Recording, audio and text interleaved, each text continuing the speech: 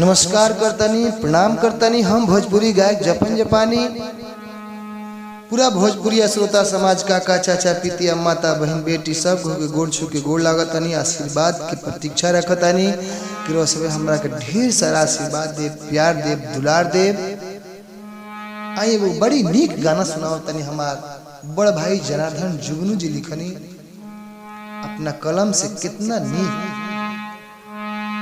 एगो औरत ही लॉकडाउन में अपना पति के निहोरा करतरी, कहतरी कि ये राजा जी ये बलमुआ कैसे कहतरी। लागल लॉकडाउन गाँव चाहे टाउन, लागल लॉकडाउन गाँव चाहे टाउन। मोदी जी की बात अपनाई राजा जी, ए राजा जी, ए राजा जी घरवा से बहरी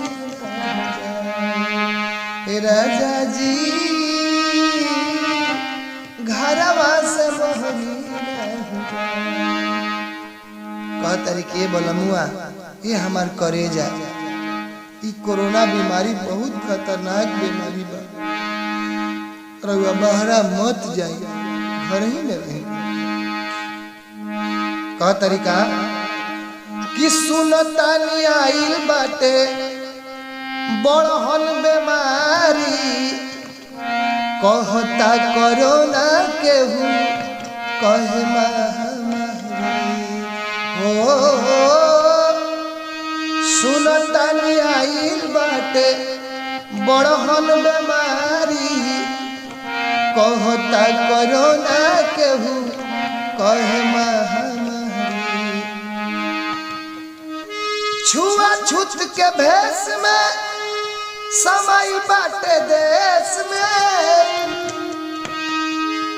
छुआछूत के भेष में समय बाटे देश में।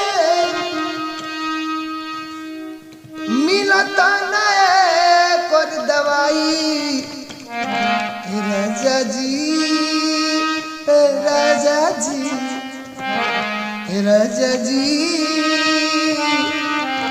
घरवा से बहरी रह जाए राजा जी, घरवा से बहरी रह जाए। अरे कहती औरत सटावे के नहीं खे केहू से देहिया, दूर से ही रखे के बा सबका से नेहिया। कहती है का सटावे के नहीं खे केहू से देहिया, दूर ही से रखे के बा सबका से नेहिया।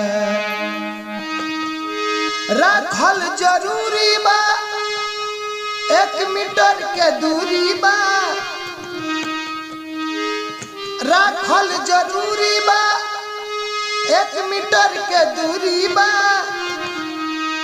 हर कैसे बोली बतिया राजा जी, ए राजा जी, ए राजा जी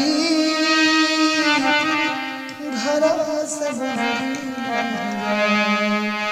ए राजा जी, ए राजा जी घरवा से बहरी जाए।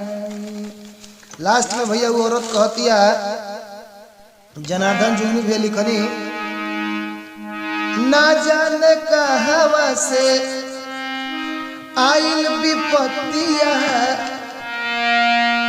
डरे बड़ी मन हमार धड़कता छतिया। ये राजा बड़ी डर लागत है बीमारी से। जनार्दन जुगनू भी लिखनी, ना जाने कहवा से आइल विपत्तिया, डरे बड़ी मन हमार धड़कता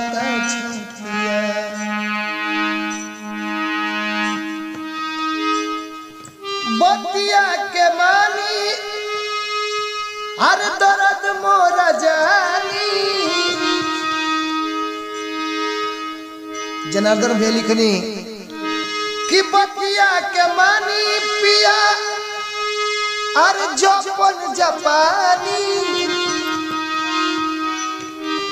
अरे गमछा में मुंह लुकवाई राजा जी ए राजा जी राजा जी राजा जी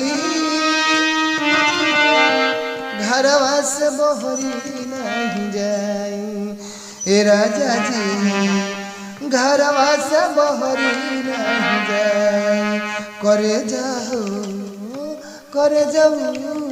घरवा से बहरी नहीं जाई।